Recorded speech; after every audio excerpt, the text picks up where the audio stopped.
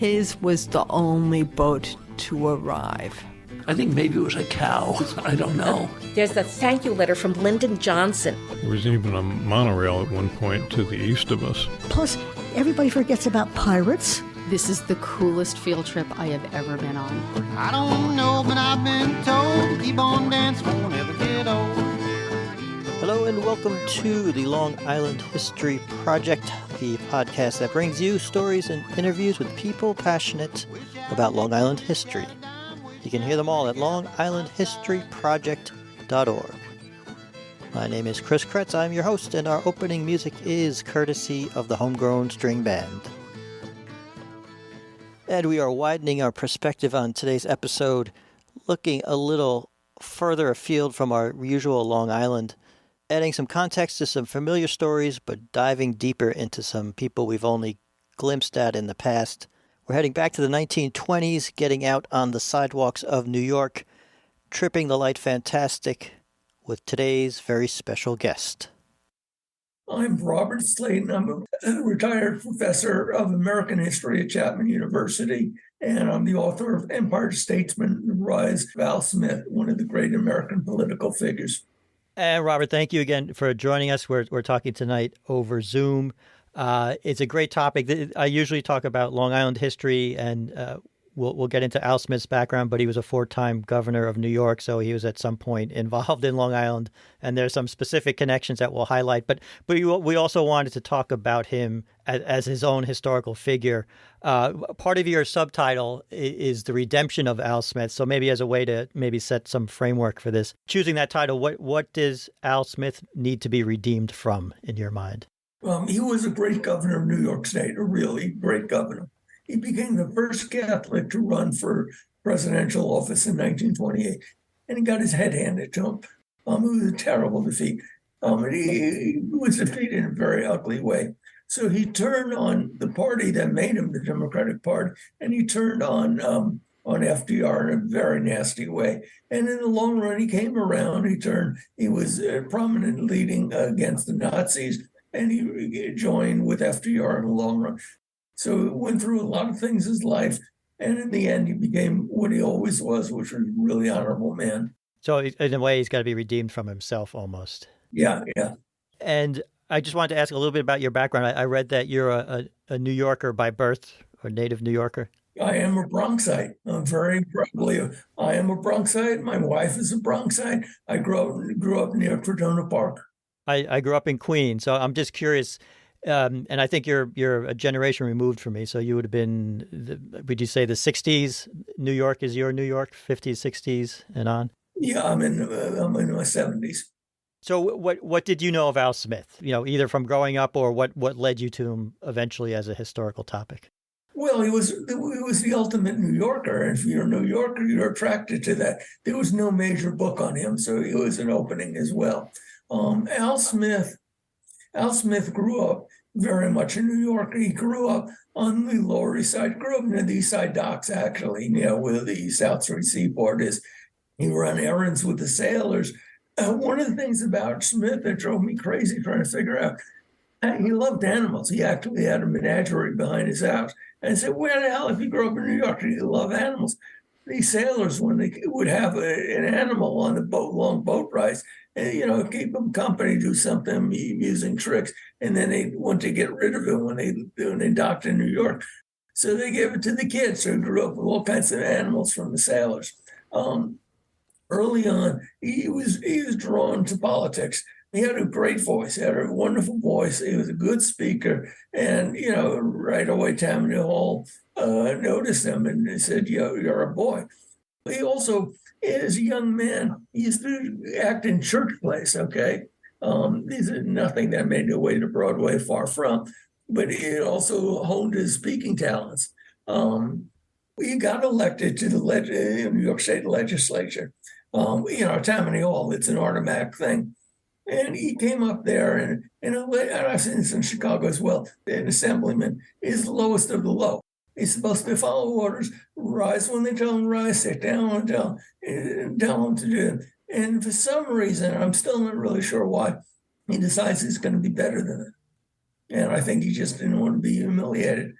He decides he's going to be better than that. And he studies every bill that comes before the assembly, every bill. He reads the whole bill. And if it is an amendment to another bill, he reads that bill and so forth and so on. He becomes the master of the assembly. He's absolutely brilliant. He also uses his New York wit and he's smart to want to read something. It's one of the things he does in assembly.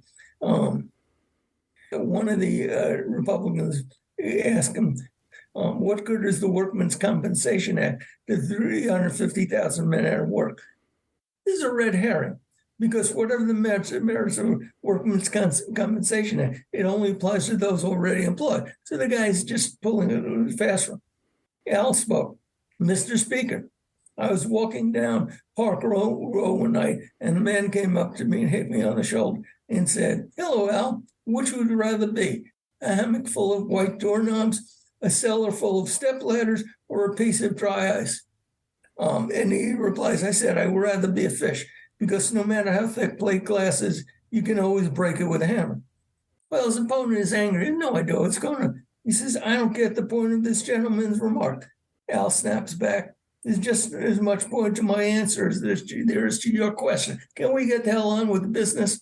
No, he was, in terms of his education formally, like his father died, so he left school, I think, even before finishing the 8th grade. He doesn't have a grade school diploma. Totally self-taught.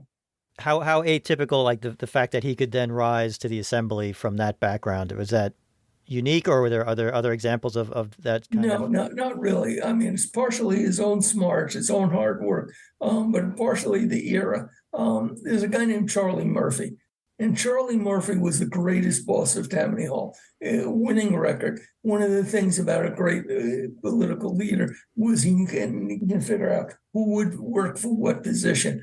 In other words, I can't run John Jones for that position, but he'd be shooing for the other one, and they'd accept her for that. And he was great at that. But there was one other thing Charlie Murphy did that was amazing. Most of these guys were spoilsmen. They were robber barons. They would steal from the city. They'd give a lot of things back to the poor, which nobody else did. But, they weren't interested in anything other than victory. Charlie Murphy understood reform, and he really wanted to see reform. He wanted schools better. He wanted factories better. And he picked two guys, Al Smith and Robert Wagner, who of course created Social Security. And he said, I'm going to propel you guys up. I'm going to take care of you guys and see that you guys advance and you give Tammany a good name. Yeah, and just to stick on that for a second, talk about, needing redemption. Tammany, if anyone knows Tammany Hall, they think of Boss Tweed probably. But by this time, turn of the 20th century, was Tammany at least a little less corrupt? Or like, how do you picture Tammany in the functioning of? No, it really wasn't until Charlie came around. No, it really wasn't. And that's why Charlie's so amazing. He saw the future. He saw that, it had to be good for something more than just getting votes and stealing money. He was a remarkably farsighted guy. He's one of a kind. And one of the connections and this is tangential, definitely, but I'll just throw this in here that Charlie Murphy had an estate out in what is now Hampton Bays, but they called it Good Ground. And I know that Al would go out there. People would make that pilgrimage to see him out there. So I don't know if that came across in your work at all, but I know that's just a minor detail. Charlie Murphy was known as the silent boss. There is not much written about him, not much known about him. He did not talk, but when he did, he thundered. Everybody listened. So there's nothing much on his history or his life. We'll keep looking, but we'll see. And you mentioned Robert Wagner, and one thing that was new to me was Al Smith's interaction or his connection to the Triangle Shirtwaist fire. Do you want to say a little bit about what role that played in his? The Triangle Shirtwaist fire was a horrible disaster. I mean, 165 women burned when this factory burned down, and they appointed a factory investigating commission to look into it. And it was headed by Wagner, and his co-head was Al Smith. And that's when Al became a reformer. That's when Al saw this horrors. And so this was his people who died, his people. This wasn't some downtown crowd. And he became a great reformer. And the Triangle Shirtwaist Commission changed the way we live. When you go to a movie theater where, it's got to be dark so you can see the movie flickering on the screen, there's a line on the side that says exit, and it's in red. That's because Al Smith and Robert Wagner put it in place. Okay. When you go to a fire door, there's a bar you push down. That's because Al Smith and Robert Wagner found a doorknob is heating up. You can't turn when you go crazy, and it's people pushing behind you, desperate to get it. A bar, even if you can't push it, they'll push it and it'll open up. That's all Al Smith. That's all Al Smith and Robert Wagner's legacy. Yeah, and when you think, the time he's growing up through the Gilded Age and robber barons, like you were saying, and so I would imagine there was pushback from industry against, how big a fight was that to get that kind of legislation passed? It was a big fight, and he went on to do it as well as governor, and he was a very good governor. What the other thing that I didn't realize in reading the book kind of brought it to light, in terms of the time he was active. So he was first elected in 1918 as governor? Oh, yeah, he was elected in 1918, 22, 24, 26. So he was presiding over the mass adoption of automobiles and electricity, which was an interesting thing. So is there anything to say, or what would you want to say about how he handled, something so new in the world that they had to come up with? What laws do you need for driving? And he passed the law, the driver's license law, and he regulated the electric companies. He was a real reformer. One of the things not known about Smith as much is everybody thinks of him as a standard reformer, which he was. Schools, hospitals, parks, that sort of thing. What is not known, he was also an administrative reform. At this time, New York was horribly wrong. The governor only had a 2-year term, which wasn't enough to get anything done. He got it to be a 4-year. At this time, there were 189 commissions, totally separate. There was no cabinet structure. So he had 189 commissions. Some were appointed by the governor, some by the assembly, some that just got chosen. It was a complete mess. And he consolidated New York State government into a series of cabinet posts. That's him. And the other major Long Island connection, I wanted to bring in Robert Moses because Al Smith was the governor and helped launch Robert Moses' career. What can you tell us? How did he find Robert Moses, or how did he bring Robert Moses into his administration? Al Smith really made Robert Moses. Robert Moses was an academic minor official, and Smith saw his potential and brought him in as a major advisor and help planner. And he really brought him around and brought him to the main scene. An indication of how important Al Smith was to Robert Moses. Robert Moses had a bad habit. He served every governor from Smith all the way to Rockefeller, and he addressed all of them by their first name. Rockefeller was Nelson. There was only one top official he addressed as governor, and that was Al Smith. He's the only one he addressed as governor. Everybody else just casually by their first name. He had that much respect for Smith. Smith really made him. And how, in terms of, I think you're right that Al Smith got turned on to the park system through Moses. So the things that you associate with, or we associate with Moses on Long Island, first of all, are the park systems and the beaches.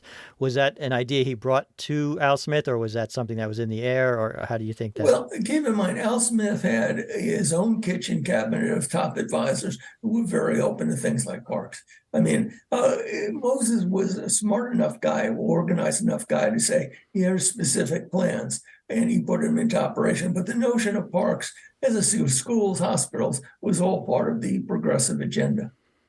And the other thing of that time that I've noticed is the rise of radio. So by the mid-20s, and we think of, when I think of New York politics and radio, I'm thinking more of the 40s and LaGuardia and things like that. But what was Al's relationship to? He had a voice for radio, definitely. So was he? No, he had a terrible time with radio. Terrible. Al was a fabulous speaker. In person, he would command a stage like nobody's business. He would run back and forth. He was a fabulous speaker. He couldn't stand radio for two reasons. First of all, you had a limited time limit. You couldn't just speak. They said you got 3 minutes, you had 3 minutes, and then you cut off, and that drove him crazy. Secondly, he couldn't stand in one place. As a result, his voice was in and out and in and out as he ran up and back on this stage. So he didn't adjust well at all to rate. Herbert Hoover was a terrible speaker, was much better because he was a stolid asshole and he would just stand like a lump in front of the mic and speak plainly. And also Smith had a terrible New York accent, which did not go real well in the rest of the country. He would talk about, I'm talking on a radio about a Goyle who I worked with. So that did not work well either. Yeah, it's funny because he predates talking pictures, but it's sort of the Bowery Boys caricature that was almost, you could say, based on him, the way he talked. So you mentioned Hoover. So through the 20s, when did Al catch the presidential bug? Because he kind of chased the nomination for a long time. No, he did it. Keep in mind, this one was when New York really was the Empire State. And if you were governor of New York, you were automatically considered to be nominated for the presidency. That was automatic. By 24, he's one of the top two contenders, but he doesn't get it. 28, he gets it. So I would say by the early 20s, once he gets his second term as governor, he's a top candidate. So as you were doing the research in those early writings, say from the 20 on, he was talking about it. He was strategizing, planning for it that early on. He's got a gleam in his eye. And what do you think? I know you said that position kind of puts you in the front position, but why did he think he could do it? Did he look at a map and strategically, did he have a plan? He had no idea what the rest of the country was like. He barely got north of 14th Street. I tracked down what he knew about America.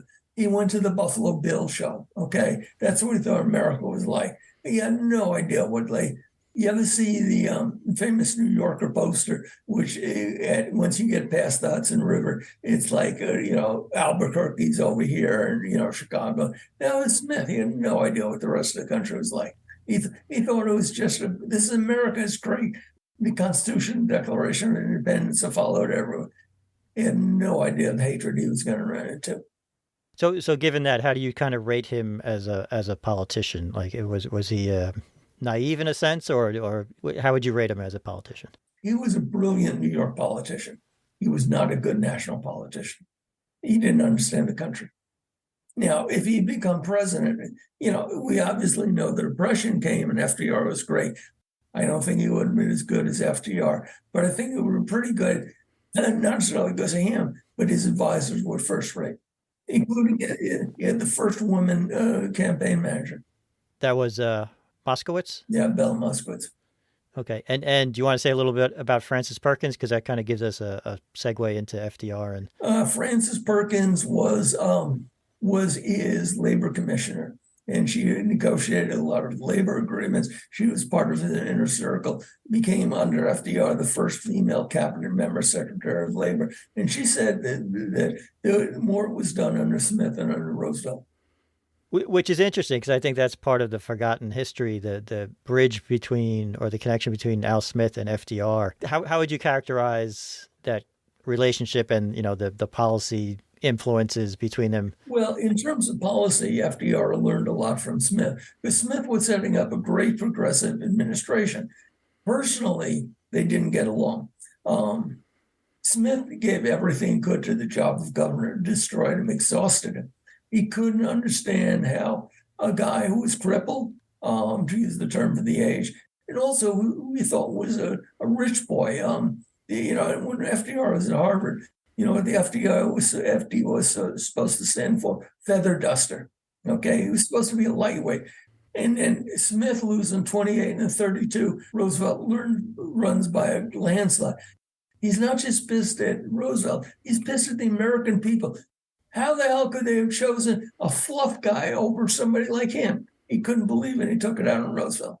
Yeah, so how do you, we'll talk a little bit about the 28 campaign, but when you look at, so you had two New Yorkers, obviously from different parts of New York, definitely, but both governor and one got trounced and FDR went on to win. Was it the difference the man or the difference the circumstances of their times? Both. FDR had a voice made for radio. He was a patrician. He wasn't a Catholic, by the way. Catholicism, I can't overestimate just how big an issue it was in 28. Roosevelt's running by the time when people were ready to get rid of prohibition, Smith was against prohibition, but that wasn't as popular back then. So yeah, it's both and also Roosevelt had one enormous thing going for him. That was the Depression. Everyone wanted to change, and he played right into that brilliantly and successfully. He saved us. Yeah, I guess we should say Smith, any Democrat running in the 20s was running against Republicans who were in charge of a very big boom time. So there was... Smith sends out a memo after he loses. Remember, they lost in 20, 24, 28, saying, I guess we have to recognize we're going to be the minority party and just accept that and, figure out how to use that. And after 3 losses, they just say, that's it. We're the minority party. We just have to accept that. And Roosevelt changes everything. So throughout Smith's 4 terms as governor, FDR is sort of there. I don't know if you would say he's in the background, but he's on the scene. Was he up and coming, or was he kind of biding his time? How would you characterize his activities then? Well, in Roosevelt's mind, he's biding his time. Very definitely, he's a very ambitious man. He's got something to do with parks, which runs him right up against Robert Moses. It really cuts him down, and Roosevelt protests him. And so let's talk a little, if you want, about the 28 election. So he's finally nominated, Al Smith. And was that the convention where he gets his lasting nickname, or did that come before, the Happy Warrior? No, that's both 24 and 28. It was used in both his nomination speeches. Where does that come from, the phrase Happy Warrior? Oh, it's from, I think, Blake. I don't recall exactly, a classic poet. So it's from classic poetry somewhere. Okay. Did that play well? Was that a name that stuck? Yeah, at the time it was. It has not gone down in history. Nobody would know it, but at the time it was a big deal. So 28, he's nominated. Did he go into the campaign with high hopes? He was running against Hoover. Oh, he thought he was going to win. He had done so well in New York. Clearly, the rest of the country would just follow, because the rest of the country is just like New York, isn't it? Well, I guess he would find out. So you've written, and others have written, it was, would you say, the dirtiest campaign in history, or one of, or how would you characterize? I would say the dirtiest. In what ways? They went after him so many ways. Obviously, the Catholicism was at the top of the heap. Okay, it was a poster of 3 things that never marry: a pig, a 4-leaf clover, and a priest. Okay, just horrible stuff. There was a political cartoon that they had with glue on the back so you could paste it anywhere. A cabinet meeting, and Al Smith is elected president, and it's in the cabinet room in Washington. Through the window, you can see the Washington Monument. And the cabinet at the head of the table is the Pope, and he's surrounded by priests and monsignors. And Al Smith is in the corner holding a jug of whiskey, and he's in a bellboy outfit. Okay, it was incredibly nasty. The fact that he was opposed to prohibition, well, that means he's drunk. He's just totally a drunkard. And there were all kinds of horrible jokes about him stumbling around and stuff. I think and I don't know if this picture was in your book, but I saw something, and whatever tunnel they were building at the time, maybe it was Queens Midtown or something, but they were running pictures of the tunnel construction, saying it was a tunnel being built to the Vatican or something, like an underground tunnel. Yeah, it was the Lincoln Tunnel. And this is really the secret tunnel being built right now as we speak between Rome and Washington to secretly bring the Pope. Now, that's, thousands of miles. We just recently built the Channel Tunnel, but it doesn't matter. If people believe that, in 1928, secret tunnel, bring the Pope over, beware. That's something that you would see today, and people would probably still believe it. It's amazing to see. There was also, he was a New Yorker, and that's not good. And of course, also he was immigrant. He was from a new immigrant background. So there were all kinds of attacks, not just on Smith, but Jews, Italians, Greeks, all the new people. And you don't want them in this country, God forbid, not in the White House. They even went after his wife, which is really dishonorable. His wife, the only picture of her as a young woman is a striking beauty.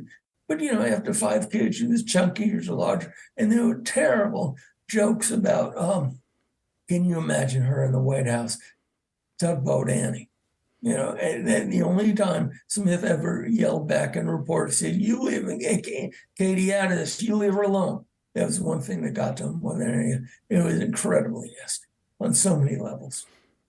What can you say about the role of the resurgent KKK at the time in the 20s? Well, they went after him. They went after. We're not going to have one of these Pope lovers in Washington. Keep in mind, there have been three KKKs. The first and the third was Southern. The first was after Reconstruction. The third was in 1950 Civil Rights Movement. Okay, the middle one, 1920, was far and away the largest in the country's history. Millions of members, far and away the biggest, and it was national. The biggest Klan state by population wasn't in the South, it was Indiana. So yeah, the Klan was massive, and they went after him hook, line, and sinker with everything they had. All kinds of leaflets, pamphlets about this demon running for office. So, I mean, I guess that's a humiliation few would know, to be that publicly renounced on that stage. It wasn't just that he lost; it was how nasty he lost. He didn't lose in a fair fight. It's one thing if you lose and the other guy's better. It's a fair fight. Is another thing if he's using sucker punches. Okay, this was not a legitimate fight. And so I looked it up. So he only won 8 states. He lost 444 to 87 in the Electoral College. I guess 2 questions. So one, you kind of just answered. 4 of the states he won were in the South: Alabama, Georgia, Mississippi, Arkansas, Alabama. So you're saying that it was not necessarily the Southern Klan that was active. So what explains his winning in the South? Okay, first of all, I got to point out one important thing. He lost New York. That broke his heart. That just absolutely broke his heart. Okay, in the South, the dominant issue was race. In the Democratic Party, it was the party of race. Republicans were the party of Reconstruction. So even if you were a Southerner, you had a choice. Do you vote for the Catholic who's going to put down the blacks, or do you vote for the Republican who's a Protestant and will let the blacks rise? Race trumps everything in the South at that time. Keep in mind how total segregation is. What would you say about Al's record on race, or did he have? He had a good record, not great. I mean, it wasn't a reform, but he accepted the black people of New York as part of the coalition. He had no problem with that. He gave speeches in Harlem. I mean, was he a reformer like, he'd be the one? No, but he accepted them as human beings as part of the Democratic coalition. And so how did he lose New York? How do you explain that? Some of the same factors, the Catholicism. I think a lot of people in New York said he's a great governor. I don't want to see him running the country. That's a traditional thing. Look how Ed Koch did so poorly when he ran for governor. There's also the thing that, when you say he's a New Yorker, he's a New York City boy, and that doesn't always go well upstate. I think there are limits that, he's okay as governor, but not for the whole country. Right, and if you think of the 2 Roosevelts who were both New York governors, they were not the New York City type that Al Smith was. So they could maybe play to the national stage a little better. Yeah, they were patricians. And also keep in mind, both of them had military records.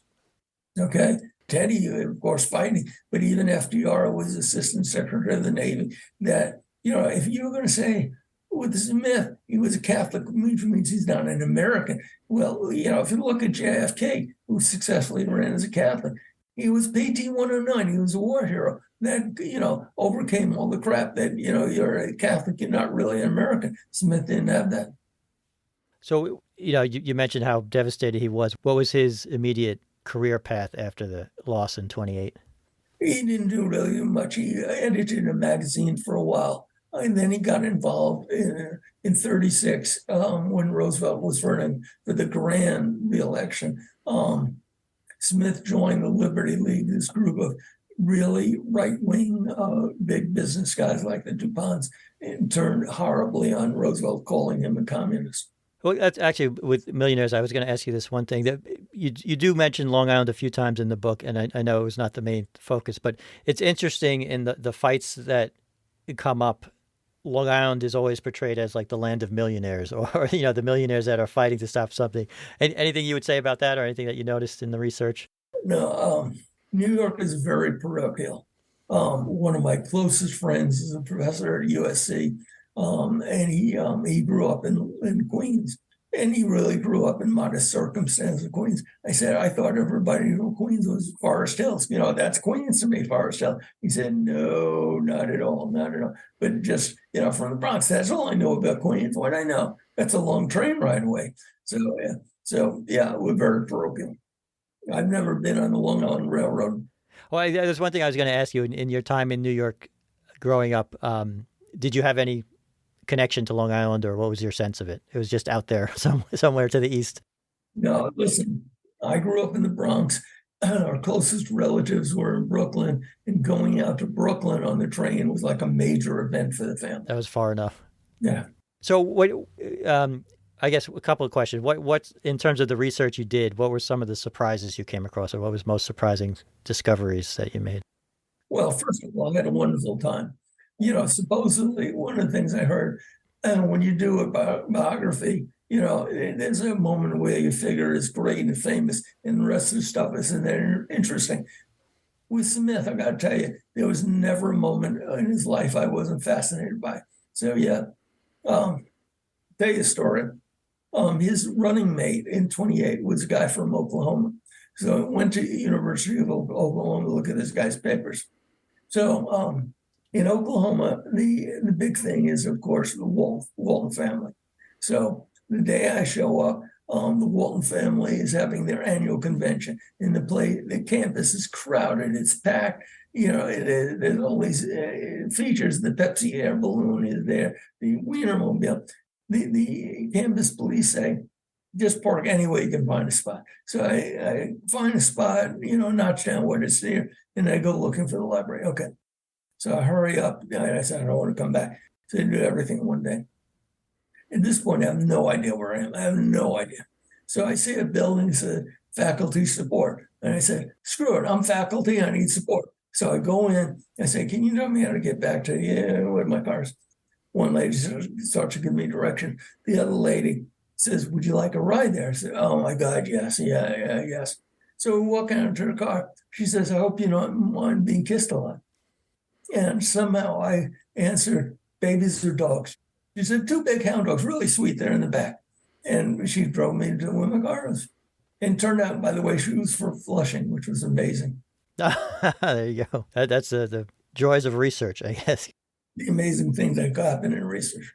And it's interesting, we talk about radio, but so he was, he lived obviously into the modern media age in a sense. So did you use a lot of footage, or you found a lot of footage that helped you learn about him in terms of No, I couldn't even track down, keep in mind they weren't saving this stuff. I couldn't even, there's a couple of clips like on YouTube and stuff. I couldn't track down. I called the Albany radio stations. They have not kept any of his recordings. That's too bad. And just to come full circle, when you were talking about his menagerie as a child, it kind of makes sense now. Didn't Moses make him the honorary zookeeper at Central Park? As I said, he loved animals. He really loved animals. So, and Moses really adored him. He knew what he had done for him.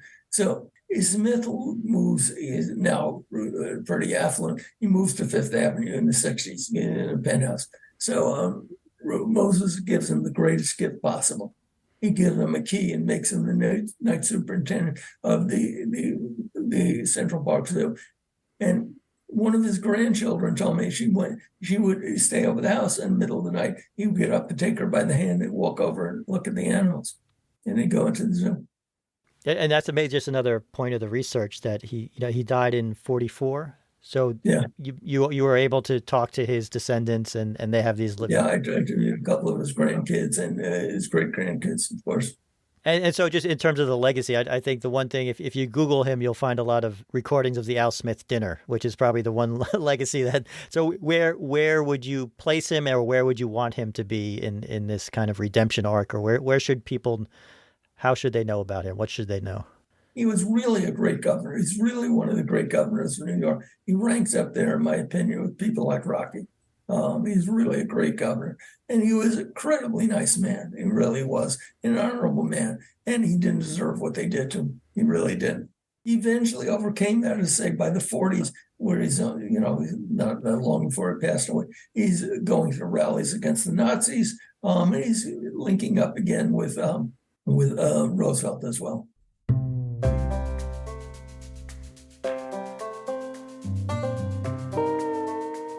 And thank you again to Dr. Robert Slayton.